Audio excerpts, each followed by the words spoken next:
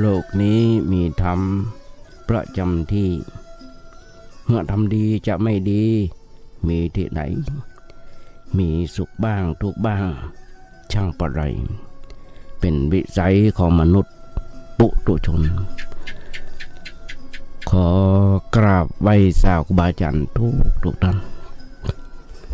ขอเจริญพรศรัทธาญาติโยมผู้ใฝ่ในศีลในธรรมทั้งหลายมาแล้วมาแหมแล้วรายการเสียงธรรมจากเน้นน้อยสังเดือจากวัดประแดงทั้งนี้โดยการนำของท่านพระครูครูสิทธิ์ปริยัติยพรเจ้าวัดประแดงเจ้าคณะตำบลสุเทพเขตหนึ่งดำเนินรายการด้วยตัวธรรมภาพสัมมาเนรสมพงษ์ไปรับความเมตตาจากสถานีวิทยุ FM 104.5 ของวัดไฟหินซึ่งมีท่านพระครูสมุวิศวัตรวรกิจโจรนายสถานีและเจ้าอธิการสถานีวิทยุ FM 104.5 ของวัดไฟหินนั้นได้ก่อตั้งขึ้นมาโดยมีท่านพระครูปริยัติยานุศาสตร์อดีตเจ้าวัดไฟหินตอนนี้ไปเผยแผ่พุทธศาสนาอยู่ต่างประเทศ รายการธรรมภาพได้รับความเมตตาจากพระครูสมุวิศวัตรมาได้ปีดีดักครูบาอาจารย์หลายผู้หลายท่านได้ให้ความเมตตาธรรมภาพคอยอบรมบ่มนิสัยสั่งสอนคนแรกท่านแรกนั่นคือท่านพระครูครูสิทธิ์ปริยัติยพรตอนแรกวันแรกครั้งแรกวันที่2 พฤศจิกายน 2549ตั้งแต่วันนั้นมาจนถึงวันนี้เป็นเวลา16 ปีญาติโยมทั้งหลายรายการวันแรกจะมาได้รับความเมตตาตั้งชื่อรายการว่ารุ่งอรุณธรรมโดยท่านพระครูสังฆบริหารธรรมนูญธรรมกุโนเจ้าวัดสันทรายหลวงสาขาวัดประแดงซึ่งเป็นลูกศิษย์ของท่านพระครูเจ้าวัดตอนนี้เป็นเจ้าวัดอยู่วัดสันทรายหลวงได้ตั้งชื่อธรรมภาพว่ารุ่งอรุณธรรมต่อจากนั้นมานั่งจัดวันแรกที่จะไปจัดรายการอย่างที่เคยยัดยมฟังเป็นเวลา16 ปีวันแรกธรรมาจะไปต้อนรับท่านครูเจ้าวัดขอลบลัดตัดความก็มีท่านครูไปนิมนต์ท่านครูเจ้าวัดท่านครูครูสิทธิ์มาเปิดเป็นปฐมฤกษ์ในรายการวิทยุซึ่งมีนายแจ็คไหจ้อยเป็นเจ้าสถานีเจ้าของสถานีตอนนั้นธรรมาภาพจะไปแค่ไปต้อนรับไปฟังแนวทางของเพิ่นว่าเพิ่นจัดรายการวิทยุเพิ่นจัดอย่างไรกันธรรมากึศ ซึ่งเป็นจุดมุ่งหมายหรือว่าความใฝ่ฝันของธรรมาภาพตั้งแต่เริ่มมาบวชมาอยากจะจัดรายการวิทยุหันน้องบ่าวและแจ็คไหจ้อยมีสถานีวิทยุเปิ้นได้ขอได้บอกว่าเอาธรรมเทศอย่างมันยังมองตกลงปลงใจกันแล้วก็คือไปปรึกษาท่านครูเจ้าวัดจากวันนั้นจนถึงวันนี้เป็นเวลา16 ปีวันแรกนั้นสัญญงญาติโยมทั้งหลายตอนนั้นมาบางกี่วันท่านครูเจ้าวัดลงจากบนวัดมาแต่มากระเตียวขึ้นไปบนตกก็กลางจ้องไปมาเห่าทรงญาติโยมทั้งหลายเป็นเวลามาใน16 ปีย้ำ16 ปีอายุของจัดรายการนี้16 ปีตั้งแต่วันนั้นมาท่านครูเจ้าวัดมาช่วยสอนอย่างต่างๆ 2-3 เดือนแล้วก็ปล่อยให้ธรรมาภาพจัดรายการคนเดียว แม้กระทั่งส่งพระสงฆ์องค์เน้นลงมาก็มีอดีตพระสุชาติจำฉายาผมมาได้ตอนนี้ลาสิกขาไปแล้วมีการมีงานทำหลายรูปด้วยกันเนี่ยโดนทั้งหลายความหมายอย่างที่บอกต้องการฝึกต้องการหัดต้องการเผยแผ่นำธรรมคำสอนองค์พระสัมมาสัมพุทธเจ้าตั้งแต่วันแรกได้มาบวชครูบาอาจารย์เพิ่นได้สั่งได้สอนว่าเดี๋ยววัดจะไปอยู่บ่ได้มันไหวพระสวดโยโกห้องแล้วก็นำธรรมคำสอนองค์พระสัมมาสัมพุทธเจ้ามาอุ้มมาจ่ายญาติโยมพังพ่องนั่นหรอกญาติโยมทั้งหลาย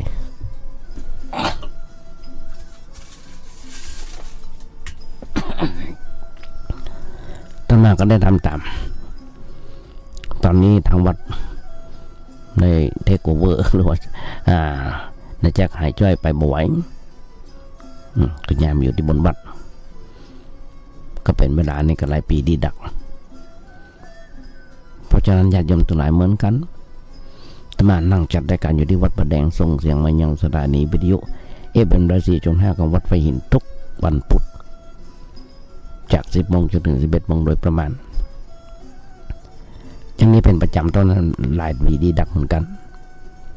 เพราะฉะนั้นญาติโยมทั้งหลายรายการต่างๆของสถานีวิทยุ FM104.5ของวัดไฟหินนั้นเป็นรายการสดเป็นรายการสดมีคณาจารย์บัณฑิตนักปราชญ์หลายผู้หลายท่านด้วยกันมีพระสงฆ์องค์เจ้าเอาสิ่งที่ดีๆมามาจัดรายการโดยไม่มีโฆษณาญาติโยมนั่นก็คือโดยไม่มีโฆษณาหลายๆอย่างญาติโยมทั้งหลายที่เราได้ช่วยกันเพราะฉะนั้นฝากไปกับสดาญาติโยมทั้งหลายด้วยธรรมภาพค่ำมาก็จะเอาเสียงจะเอาธรรมะที่จะมาได้บันทึกไปส่งไปยังสถานีวิทยุแล้วมาพอเรื่องส่งมาใน Messenger Facebook Line YouTube โดยเฉพาะ YouTube พิมพ์เข้าไปว่าเน้นน้อยสังเรือเราได้ปะกันตลอดเวลาไกลไปถึงต่างประเทศตมาได้มีลูกศิษย์ลูกหาญาติโยมต่างๆที่ประจำการทำงานอยู่ต่างประเทศก็เปิดฟังได้ ก็มีนักที่เพิ่นให้กำลังอกกำลังใจบางวันเสียงดีก็บ่ดีเสียงเพลงมันซ้อนกันกันอย่างต่างๆเพิ่นก็ได้ส่งทางไลน์มาบอกเพิ่นได้ให้กำลังอกกำลังใจครูบาอาจารย์ก็ให้กำลังใจแต่มานั่งอยู่วัดญาติโยมทั้งหลายบ่ค่อยได้ไปไหนเลยสุขภาพแล้วบ่ค่อยจะเต็มร้อยอย่างดีเคยญาติโยมฟังว่าอาตมานั้นเป็นอัลไซเมอร์ไม่ใช่อัลไซเมอร์เป็นอัมพฤกษ์ไปครึ่งซีกกระปอเตียวได้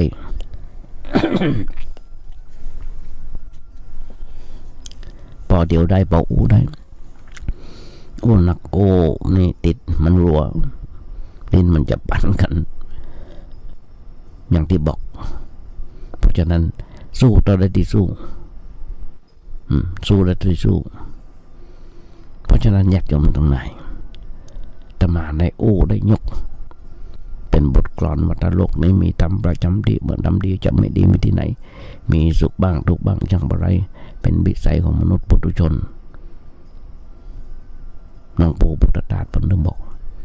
ถ้าธรรมะไม่กลับมาโลกาจะวินาศอันนี้อย่างนึง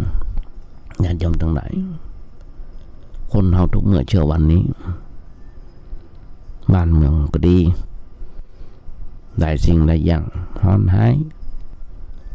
เพราะไม่ค่อยมีศีลมีธรรมกันอ่อน13-14การันฟันแตงกันเขาหันกันอยู่เพราะมันมีธรรมะไม่ได้เอาธรรมะเขาไปศึกษากันน่าเป็นห่วงเพราะฉะนั้นญาติโยมทั้งหลายหนักความหนักอกหนักใจเหนื่อยใจในชีวิตของเราของคนทั่วไปแหมอย่างบางสิ่งบางอย่างเขามาคิดมานึกคิดถึงในเรื่องเก่าๆที่ผ่านมา บอกว่าจะห้ามให้เลยมันจะว่ามาห้ามมันจะว่าห้ามให้เลยไม่ใช่ก็คิดได้แต่ว่าต้องคิดด้วยปัญญาหรือมันด้วยปัญญาสร้างขึ้นด้วยปัญญาตลอดเวลาอย่างนั้นสิ่งนั้นจะเป็นประโยชน์มาเป็นความเสี่ยงหายในการที่เราจะคิดเพราะเราเอาศึกษาเอามาศึกษาค้นคว้าในเรื่องอย่างนั้นว่าสิ่งนี้มันเกิดขึ้นเป็นอย่างไรตั้งอยู่เปลี่ยนแปลงไปในสภาพอย่างไรเราจะได้จดจ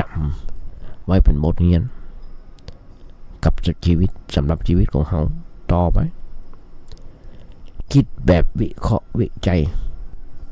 อย่างนี้มันเสียหายหลายสิ่งหลายอย่างญาติโยมทั้งหลายที่เขาโง่กัน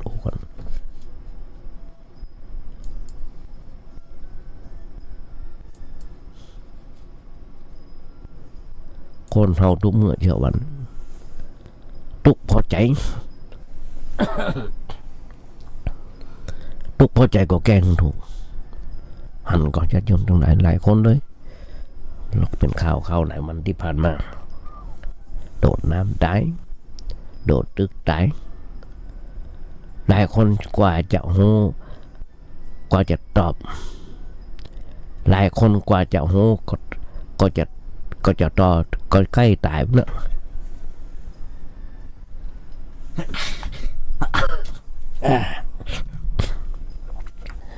อุตส่าห์ทุ่มเททั้งชีวิตเพื่อหาเงินหาทองหาชื่อเสียง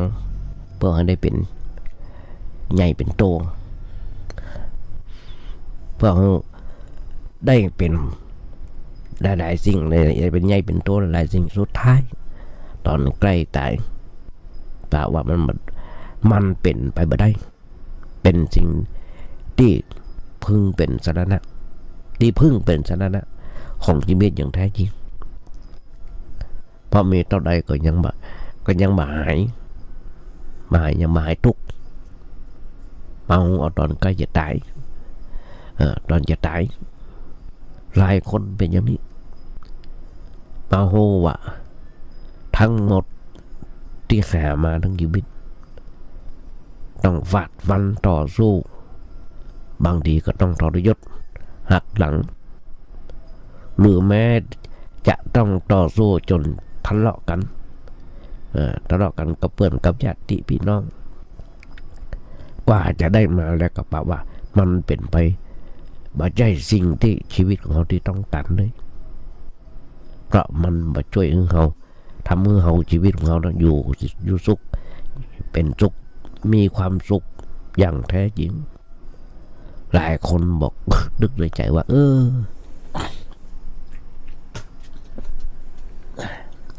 โฮอี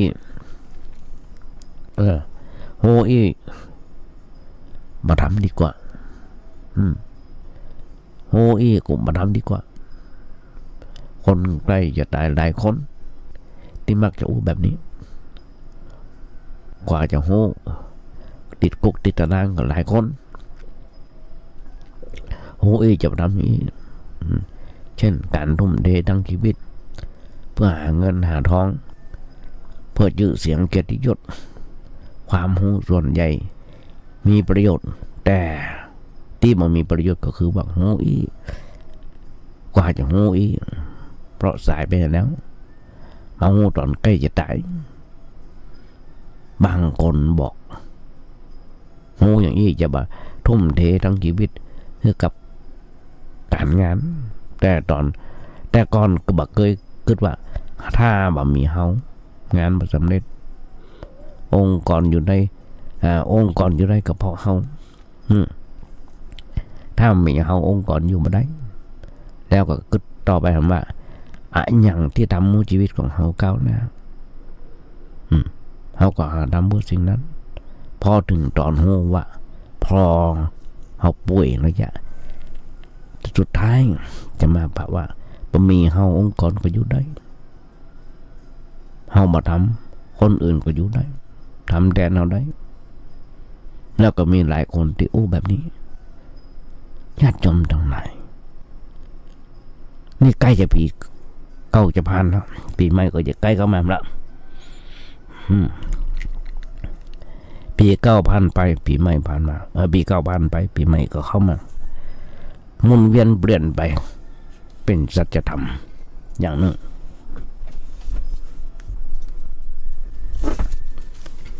ญาติโยมหันได้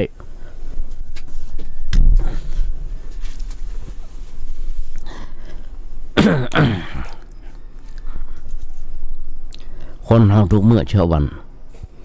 เพิ่นบอก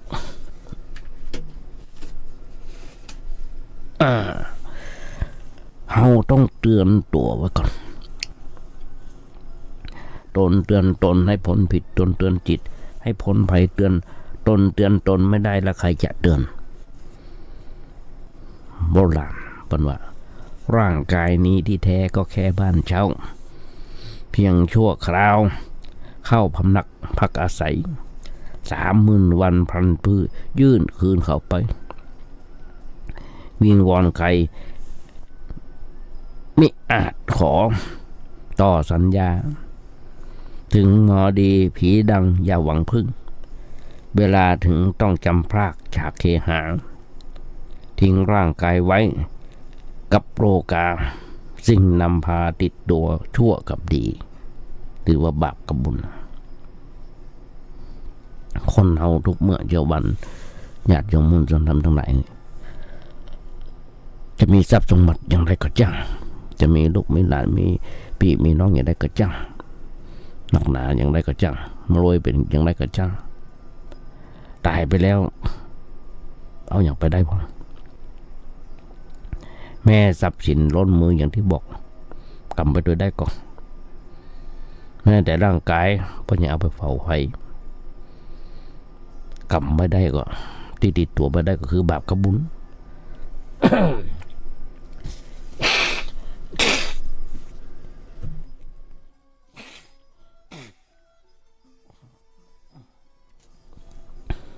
กำไม่ได้แค่บาปบุญแค่นั้นเอง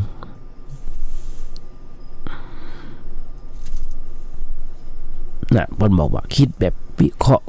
วิจัยอย่างนี้มันมาเสียหายแต่ว่าโดยมากส่วนมากบ่ได้เกิดอย่างนี้เอามาคิดเป็นแบบที่มันจะสร้างปัญหาคือความทุกข์ความเดือดร้อนกับ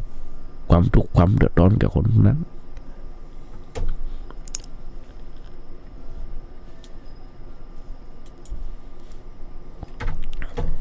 คนบางคนน้ำตาไหลบางคนนะ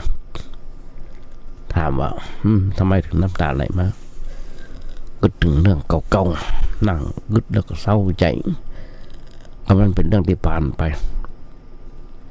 อันอย่างที่ไปกึดมันเศร้าใจอยู่ดีๆบอกว่าไปหาเรื่องให้เกิดความทุกข์ความเดือดร้อนมีคนโบราณบอกว่าเอามือไปซุกหีบมือมันก็อยู่ดีๆบดซอกเอาเข้าไปซุกในหีบแล้วก็ปิดฝาหีบลงปิดฝาหีบลงไปโดนมือเจ็บปวดถึงได้อันนี้มันไม่ได้เรื่องอะไรอย่างทำไมถึงชอบคิดในเรื่องอย่างอันเรื่องเก่าๆที่ผ่านมาไม่ชอบปล่อยว่าไม่ชอบวางไม่ชอบทั้งเรื่องนั่นเรื่องนี้มันออกไปยังไม่ลักษณะของธรรมะของพระพุทธเจ้าต้นวางหลักในเรื่องนี้ไว้ว่าอดีตต้นบอกว่าอย่าคิดถึงสิ่งที่ล่วงมาแล้วหรือว่าผ่านมาแล้วอย่าคิดถึงสิ่งที่ยังมาถึงสิ่งใดเกิดขึ้นเฉพาะหน้าก็เพิ่งพิจารณาในเรื่องนั้นเพื่อหรือว่าเพื่อชัดหันชัดตามที่สภาพที่มันเป็นอยู่จริงๆอันเนี้ยเป็นหลักการอันหนึ่งซึ่งเราน่าจะเอามาใช้ในชีวิตประจำวันของเราได้ญาติโยม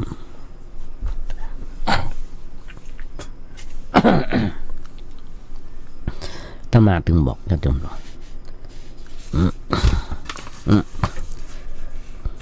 จะเรื่องดีหรือว่าเรื่องเร็วที่มันเกิดขึ้นในชีวิตของเรา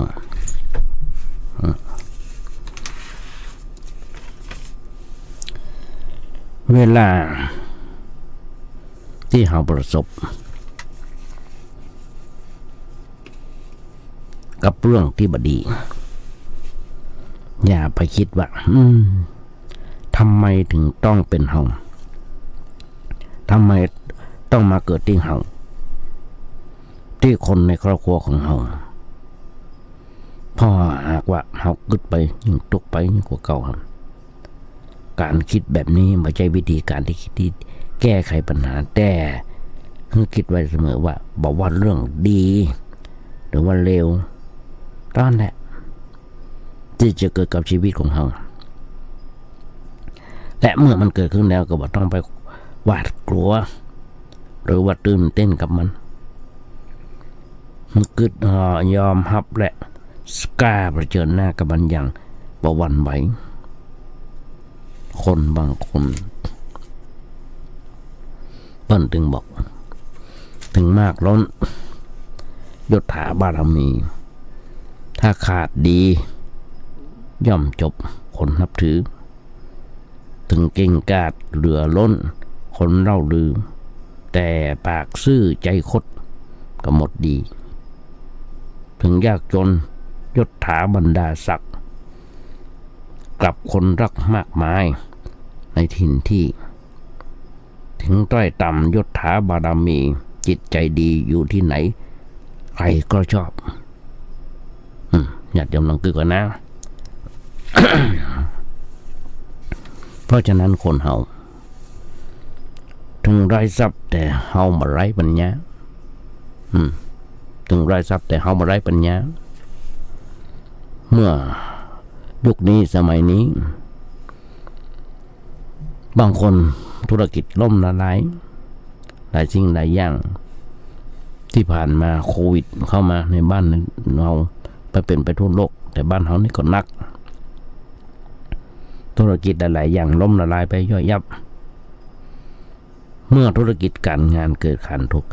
าดทุนย่อยยับหรือว่าสิ่งอื่นๆที่เราต้องหวังพังพินาศแม้จะบ่มีอันอย่างเหลืออยู่เลยก็ตามแต่กึดเสมอว่าสิ่งเหล่านี้บ่สำคัญอันอย่างนักเพราะมันเป็นสิ่งที่จะต้องแปรเปลี่ยนไปตามเหตุปัจจัยเสมอทั้งเฮาและคนอื่นๆจะต้องเจอกับความที่บ่แน่นอนด้วยซ้ำทุกอย่างแต่เปลี่ยนทุกอย่าง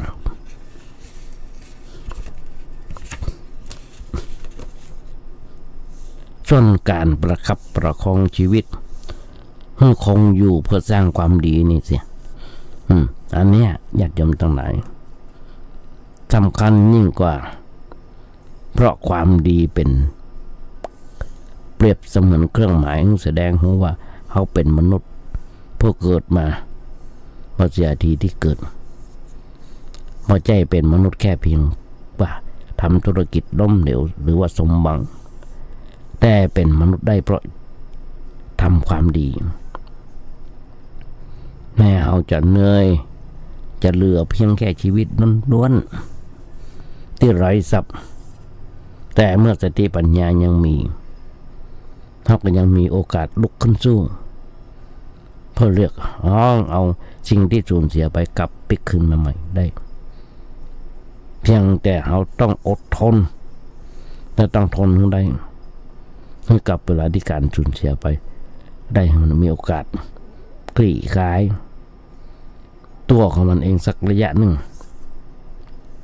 แล้วเมื่อนั้นเขาก็เริ่มก้าวมาเดินใหม่แต่หากว่าเขาทอดใจท้อแท้สิ้นหวังอันนั้นย่อมหมายถึงความพ่ายแพ้แล้วคือแพ้ทั้งยังบัดตันได้ออกก้าวเดียวบัดตันได้ออกก้าวเดียวสุดท้ายต้องสูญเสียแต่การเหมือนกับตอนเนี้ยที่เขาห้องกันว่าสายมูนั่นนะ นั่นก็คือว่าการเส้นสวงบนบานศาลกล่าวสิ่งศักดิ์สิทธิ์เพื่อให้ได้ตามที่เขาต้องการนั้นมันก็ขึ้นอยู่กับกฎของความบ่เที่ยงแท้เหมือนกันบางครั้งก็ได้บางครั้งก็บ่ได้บางครั้งก็ได้บางครั้งก็บ่ได้และที่เขาได้มานั้นเป็นเพราะมันมีเหตุที่จะทำให้เขาได้มาในสิ่งที่อยู่แล้วสิ่งนั้นอยู่แล้วเขาถึงได้มาบ่ใจเพราะได้มาด้วยกันโดยมีสิ่งอื่นมาช่วยของเขาได้มาบ่ใจอันกึดไปเสมอว่าแม้เขาจะได้อย่างตามที่ต้องการแล้วแต่สิ่งนั้นจะมาอยู่กับเขาอย่างถาวรตลอดไปเพราะวันหนึ่งมันจะต้องสูญเสียไม่ต้องไปจากของเขาไปจากเขาเพราะฉะนั้นเขาบอกคนปรารถนาหรือเส้นสวงอ้อนวอนเพื่อได้เพื่อจะได้ในสิ่งที่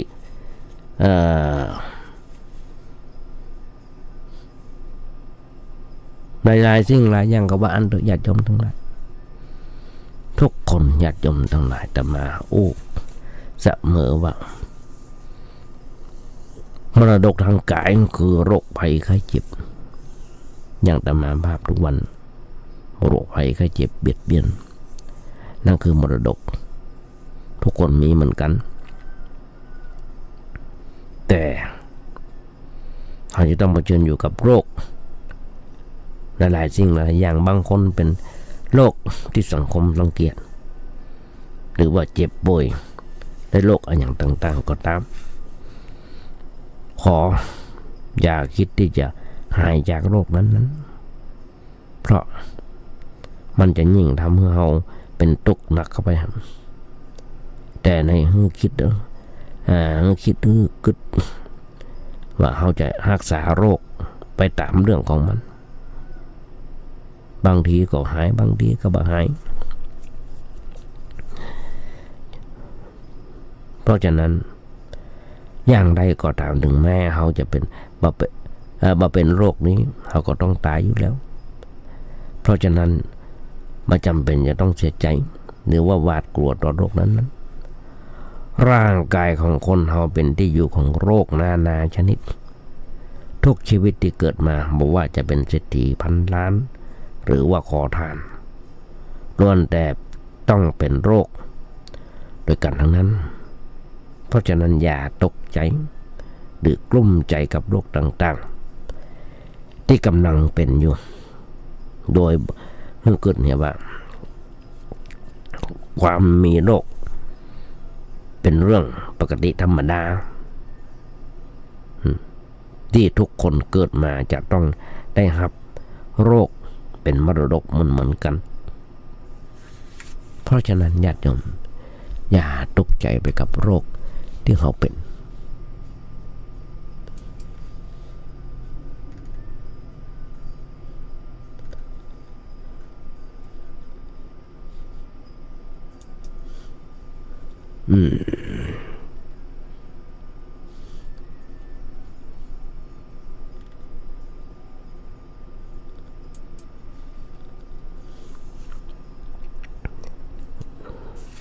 อย่าตกใจโรคทุกชนิดที่เกิดขึ้นมาแล้วมันก็ทำให้บ่สบายกาย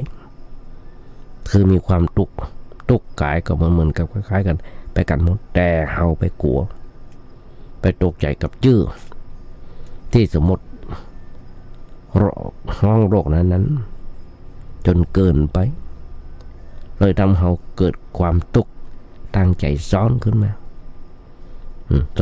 ทำจันจนกลายเป็นว่าเฮาเป็นโรคทั้งทางกายและทางใจไปพร้อมๆกัน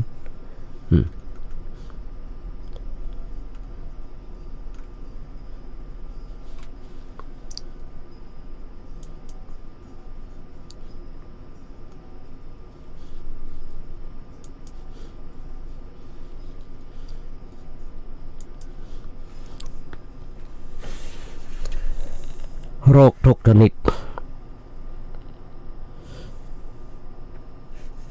มีหลายโรคที่เกิดขึ้นมาแล้วทำให้เราเดือดร้อนทำให้เราเจ็บปวดญาติโยมทั้งหลายถึงแม้เราจะเป็นโรคเอดส์ก็ดีโรคมะเร็งก็ร้ายก็ดีหรือว่าโรคอื่นๆอย่างอาตมาภาพนั้นอย่างที่บอกเป็นอัมพฤกษ์เส้นเลือดในสมองตีบ2 เส้นก็พยายามเมื่อเกิดในเรื่องท้อแท้แจ้งมาสวดมนต์เสร็จเดินรอบโบสถ์เพลมาเสร็จฉันเพลเสร็จเดินรอบโบสถ์เย็นมาแมลงมา5 โมงหาเวลาสวดมนต์อาบน้ำสวดมนต์เสร็จเดินรอบโบสถ์ได้วันละ3 รอบ 2 รอบก็ดีใจแล้วญาติโยมทั้งหลายอโลกขยาปรมาลาภาผู้มันมีโลกเป็นรับอันประเสริฐ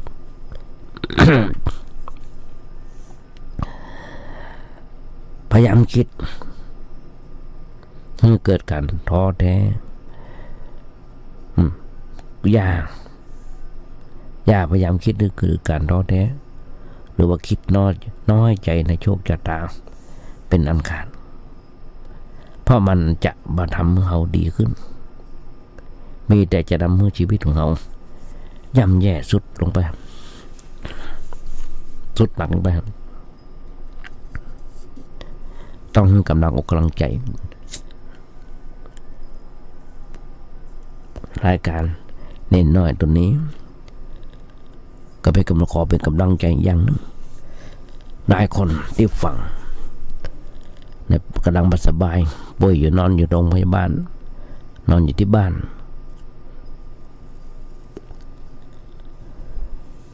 ก็เป็นกำลังใจ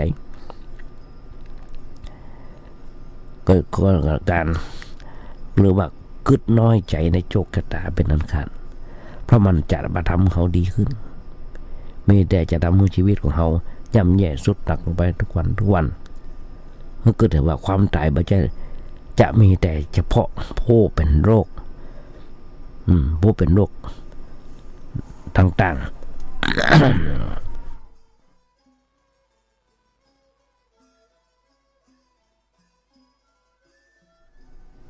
เพราะฉะนั้นนี่แหละที่จะมาญาติโยมฟังเพราะพยายามกึศแต่สิ่งที่ดีที่สร้างสรรค์ให้กับชีวิตของเราอาจจะ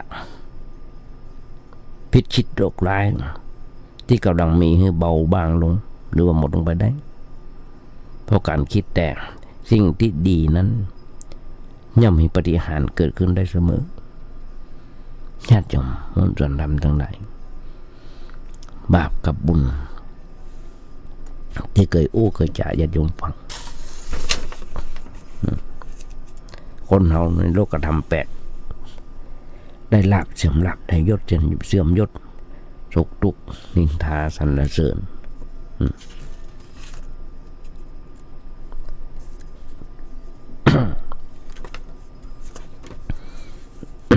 จดไว้ยังไว้เอาไปไว้ที่ไหนบ่ฮู้เปิ้นถึงบอกหน้าตรปัดที่พระสงฆ์องค์เจ้ากำไปบังหน้า4 อัน5 อันพ่อเปิ้นบอกว่ากลับไปไม่กลับหลับไม่ตื่นฟื้นไม่มีหนีไม่พ้นตายสังขารฟื้นมันมีหลับไม่ตื่นฟื้นมันมีคือสังขารไปไม่กลับนั่นคือกาลเวลานั่นคืออดีตเขาจะย้อนอดีตไปบ่ได้ญาติโยมเราคือก่อนนะใกล้จะสิ้นปีแล้วจะเริ่มปี2567แล้วให้มากี่วันญาติโยมทั้งหลายถึง256766จะผ่านนั่นคือกาลเวลาหลับไม่ตื่นนั่นคือกิเลสคนเฮาหลงในกิเลสตาลปัดที่พระสงฆ์องค์เจ้ากำไปสวดมดิกาอย่างต่างๆเราจะหันได้ไปไม่กลับหลับไม่ตื่น ไปไม่กลับนั่นคือการนับเวลาหลับไม่ตื่นคือกิเลสฟื้นมามีคือสังขารนี่บวรคือกรรมกรรมโมนาวัตตะเตโลโกสัตว์โลกจำเป็นไปตามกรรมญาติจำตรงไหนแม้แต่องคุลิมานที่อาตมาเคยอู้เบิ้ลก็มีกรรมของเบิ้ลเบิ้ลก็มีกรรมของเบิ้ลกรรมอย่างใดญาติโยมลองฟังคำกรรมเนาะอาตมาจะอู้จะยมฟังเพราะว่าเป็นสิ่งที่น่าอู้หลายๆครั้งญาติโยมต้องหลายเพราะว่าที่อู้นั้นอาตมาชอบอาจารย์ท่านพระครูอาจารย์พระครูมหาสังฆาชัยวงศ์เจ้าอาวาสวัดพระลาดเปิดได้เขียนลงในFacebook อาตมาก็ได้จำของเพิ่นเอาไว้แล้วก็ได้กลับมาไว้ทำไมมหาโจรได้บรรลุธรรมเป็นคนแรกมหาโจรนะญาติโยมทั้งหลายมหาคือใหญ่เดิมทีองคุลิมานเป็นลูกของทัตตะปุโรหิตทัตตะปุโรหิตนี่เป็นโหรในสำนักพระราชวังประจำสำนักตอนนั้นมีพระเจ้าประเสนที่กุศลอยู่ที่เมืองสาวัตถีแม่บนชื่อว่ามันตานีองคุลิมานญาติโยมทั้งหลายเกิดวันนั้นนะวันที่เพิ่นเกิดในครั้งแสงสนั่นท่านหรือบันเรื่องกลุ้งกระลังกันฟ้าสนั่นฟันสะเทือนแผ่นดินไหวต่างๆแม้กระทั่งในห้องสัมภวุธเกิดการประกายแสงลุกโชดช่วงประหลาดมากพ่อของเพิ่นซึ่งเป็นปุโรหิตขณะนั้นอยู่ในพระราชสำนักกำลังเข้าเฝ้าพระเจ้าแผ่นดินอยู่เฝ้าพระเจ้าประเสริฐที่กุศลอยู่กราบทูลพระราชาก็คือกราบทูลพระประเสริฐพระราชาว่าละอ่อนที่จะเกิดในเลิกเนี่ยจะเป็นโจรที่มีชื่อเสียงเป็นที่หวาดกลัวของประชาชนญาติโยมทั้งหลายประชาชนแล้วพระราชาเพิ่นก็ถามว่าโจรธรรมดาก็ว่าโจรปล้นราชสมบัติหรือเมื่อรู้ว่าเป็นโจรธรรมดาก็สบายใจจากนั้นไปปุโรหิตปิกบ้านถึงได้รู้ว่าละออนที่เกิดนั้นเป็นลูกของตัวเองจะเป็นโจรแล้วก็ปิกไปกราบทูลพระเจ้าประเสริฐที่กุศลว่าอนุญาตขออนุญาตกำจัดเห็นเด้อเพื่อบอกเป็นเสื้อหนามถูกพระเจ้าประเสริฐที่กุศลทัดทานไว้จะไปฆ่าเพิ่นเนอห้ามฆ่าไอ้คนเป็นปุโรหิตญาติโยมทั้งหลายเรื่องเต่าเอี้ยจริงจะจริงจะได้อย่างไรก็ช่างก็แก้ไขด้วยการตั้งชื่อใหม่แก้เคล็ดวันเถอะเพิ่นเลยแก้เคล็ดว่าชื่อว่าอหิงสกะอหิงสกะได้แปลว่าผู้บ่เบียดเบียน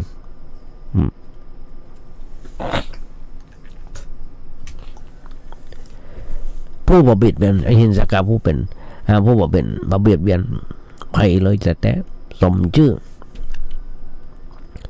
แทนมาบอกมีนิสัยใจคออ่อนโยนมีเมตตากรุณามีมนุษยสัมพันธ์ที่ดีเคารพนับถือผู้ใหญ่ว่ามีทีท่าว่าจะเป็นโจรตามคำทำนายของพ่อเลยพ่อก็เลยส่งไปเรียนศิลปวิทยาในสำนักของอาจารย์เพิ่นนั่นคืออาจารย์ทิสาปาโมกเรื่องมันใหญ่มันจะเกิดตอนเนี้ย เมืองตากศิลาเปิ้นก็ขยันศึกษาเราเรียน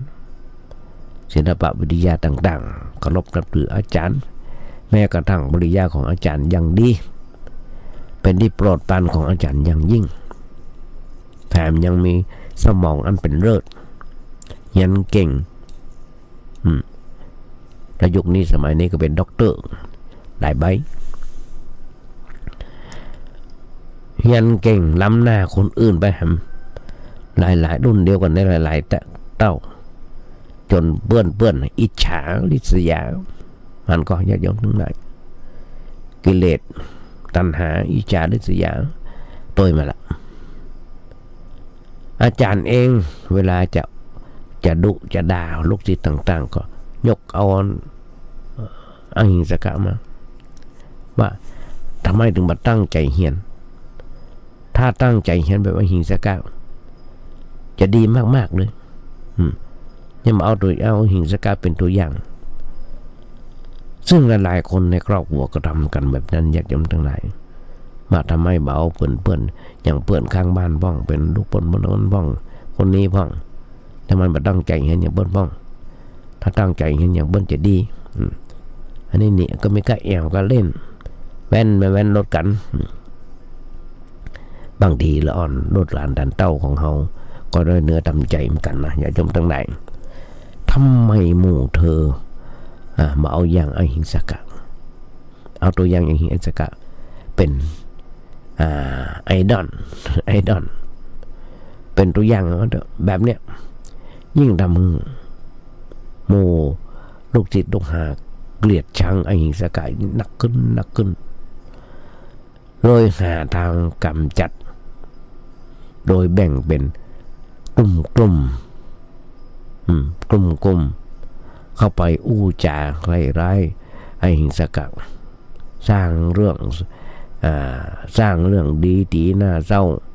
เล่าความเท็จลงเฟ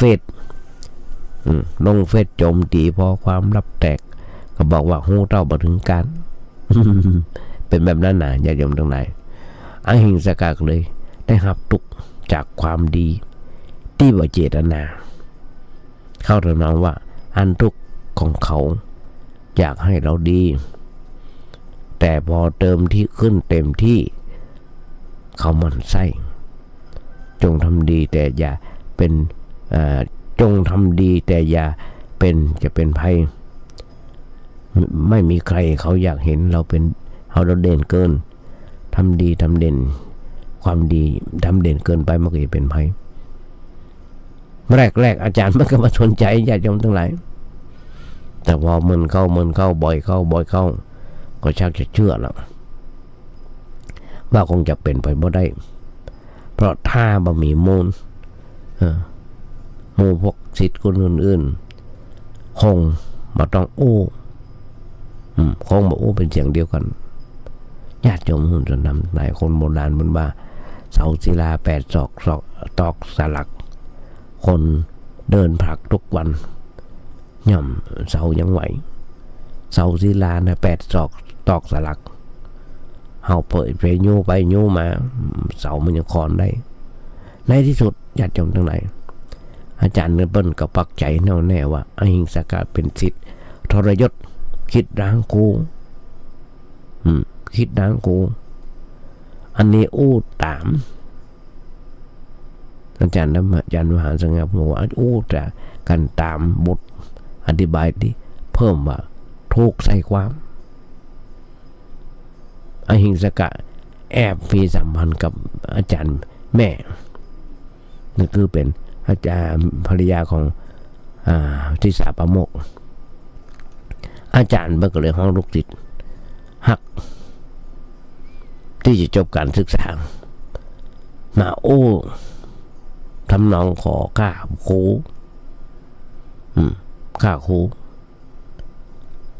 ครูอาจารย์หรือว่าครุทักษิณาโดยไปเอานิ้วคนมาปั่นนิ้วแล้วอาจารย์จะถ่ายทอดวิชาวิษณุมาตรวิษณุมนต์วิษณุมาตรที่ ที่สามารถช่วยชุบชีวิตคนตายให้ฟื้นได้จึงสอนมนต์ให้ช่วยชุบชีวิตคนตายแล้วให้ฟื้นมาได้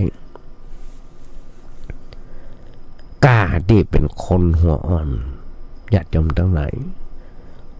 อหิงสกะนี่เป็นคนหัวอ่อนเป็นคนบ้านนอนสอนง่ายอยู่แล้วและอยากจะทำความสำเร็จปิกบ้านปิกเมืองปิกบ้านเมืองนอนอหิงสกะเลยตกลงไปฆ่าคนเอานิ้วมือฆ่าแล้วก็ต้องเอานิ้วมาห้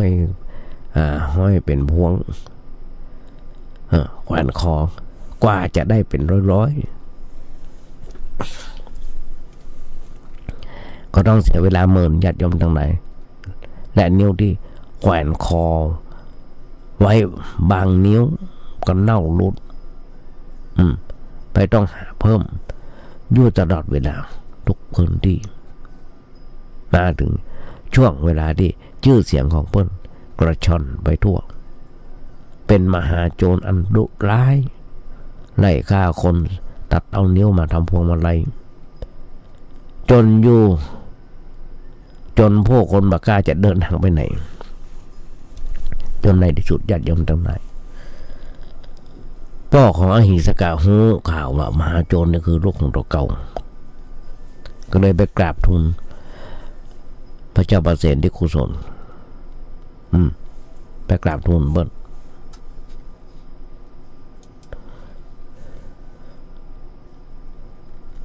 พ่อของอหิงสกะก็เลยอยากจะหัวพระราชาไปจำกัดเหี้ยกำจัดเหี้ยเพื่อความผาสุกของเจ้าเมืองและส่วนแม่ของปอหูข่าวแม่ของอหิงสกะปอหูข่าวก็ห่วงลูกมันธรรมดาญาติโยมตรงไหนเป็นห่วงลูกคือพ่อกับแม่ว่าใครทั้งนั้นเป็นห่วงลูกส่วนได้รับข่าวว่าลูกของตัวเก่านั้น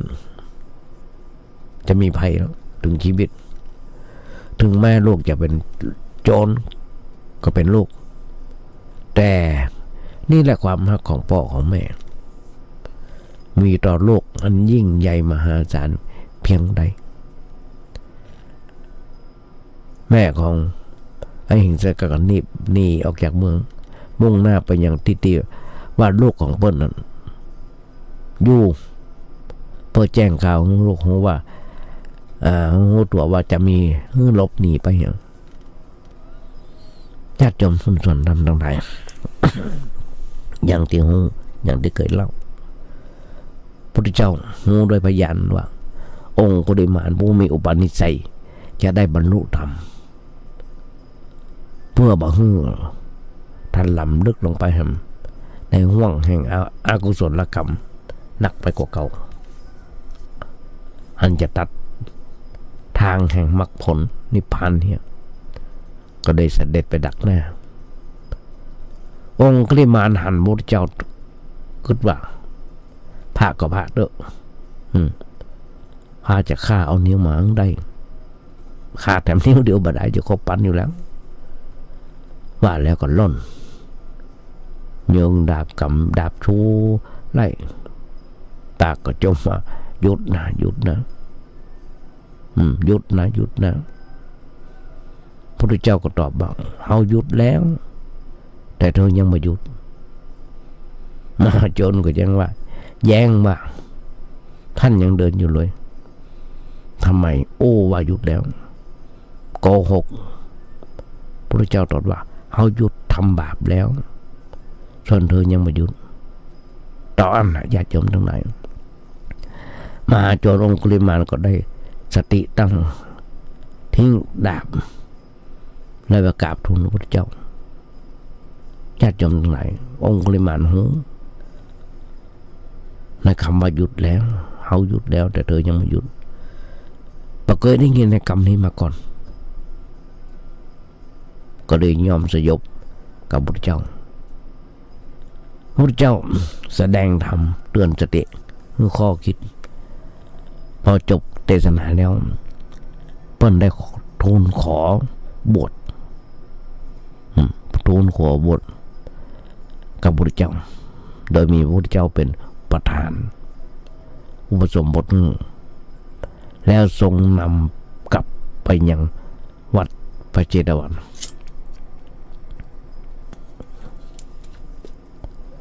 วันนั้นเป็นวันที่พระเจ้าประเสนที่กุศลนำกองทัพย่ำคงมีเป็นร้อยเป็นพันจะไปปราบองคุลิมานแต่ในก็เดินทางผ่านวัดเชตวันแล้วก็เลยเข้าไปเฝ้าพระพุทธเจ้าเพื่อเอาเลิกเอาชัยไปของดน้ำมนต์จากพระพุทธเจ้าไปขอคำชี้แนะขอพรจากพระพุทธเจ้าจากพระพุทธเจ้าพอไปถึงก็ถามพระพุทธเจ้าถามว่าพระมหาบพิตรจะยกทัพไปไหน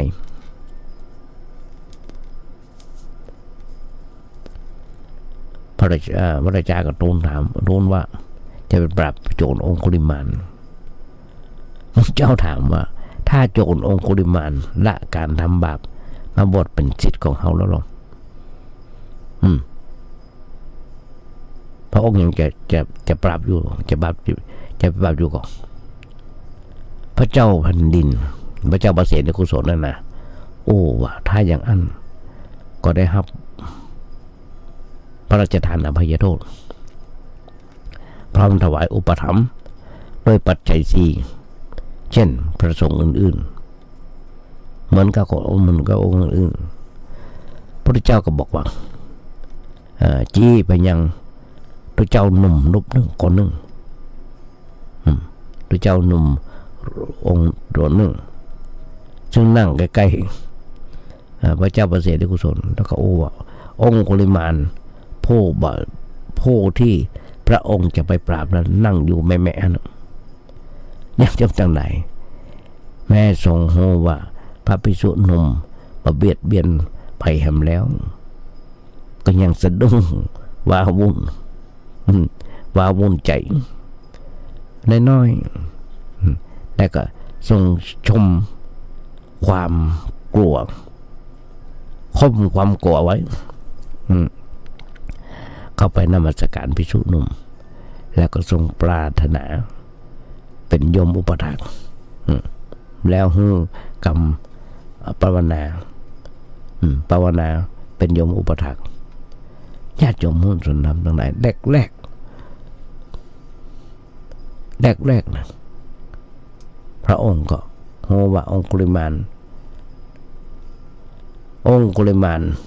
บิณฑบาตนอกจากบ่ได้เข้าป่าอาหารแล้วก็ยังโดนหับบาดเจ็บปิกวัดโดนใบหินโดนอย่างพ้องต่างๆจิปาถะหรือหลายอันหลายอย่างโดนวันนั้นเพราะฉะนั้นญาติโยมทั้งหลายโอ้จบแล้วเดี๋ยวเวลาจะหมดแล้ว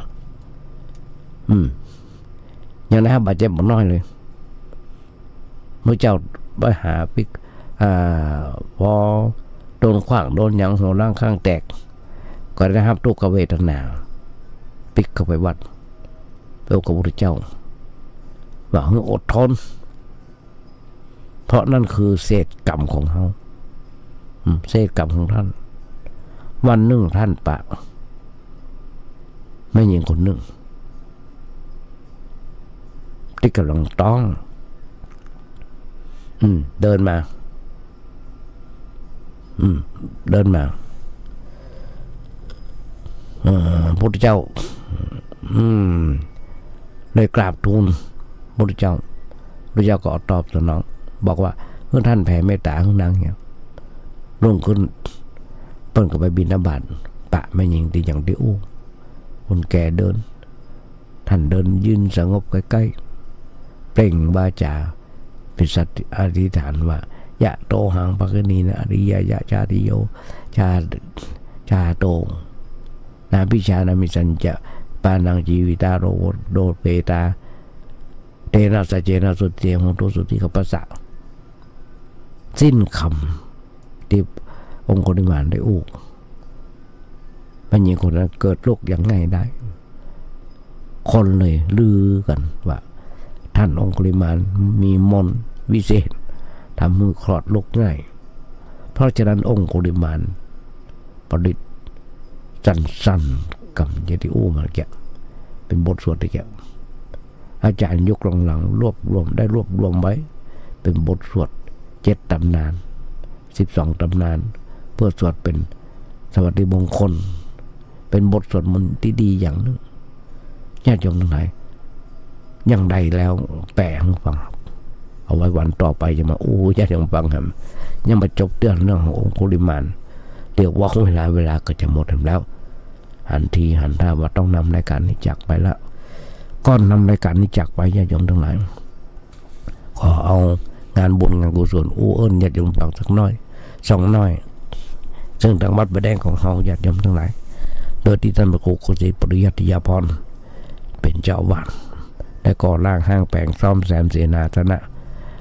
เปิดมาพำนักเป็นเจ้าวัดวัดประแดงตั้งแต่ปี42มาจนถึงวันนี้ ก็ได้ก่อร่างห้างแปลงซ่อมแซมเสนาสนะปรับปรุงภูมิทัศน์อย่างต่างๆก่อการกรุงรุ่งเรืองก็มาหลายอันหลายอย่างแล้วก็จะทำกันต่อไปนั่นคือศาลา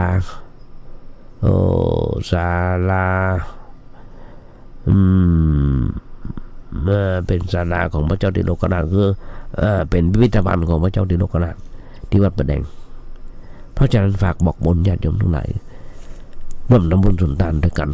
ก่อร่างห้างแปลงเสาก็ดีอิฐก็ดีหินก็ดีอย่างก็ได้โทรศัพท์ไปถามท่านพระครูเจ้าวัดได้เบอร์ผมมีอยู่ว่า08188156900818181560เนี่ยญาติโยมทั้งหลายอันนี้คืองานบุญแต่แบบว่าได้ติดต่อ